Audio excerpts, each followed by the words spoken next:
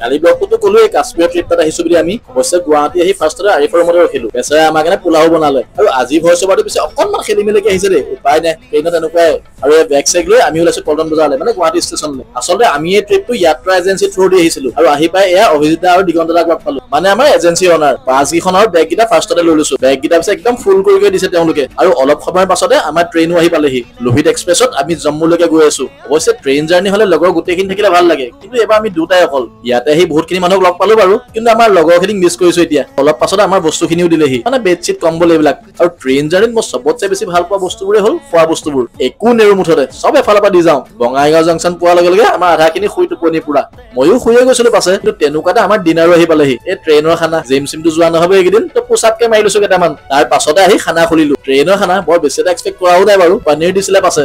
এই ট্ৰিপটোত ফাৰ্ষ্টতে পিছে আমাৰ বৈষ্ণৱদেৱী দৰ্শন আছে সেইখিনি মই আপোনালোকক দেখাম বাৰু আৰু এইফালে ষ্টেচনো একদম চুনচান খোৱা গোৱা ভাল আৰু ন বাকীবোৰ মানুহতো চব শুই টোপনি একদম তো আজিলৈ গুড নাইট দেই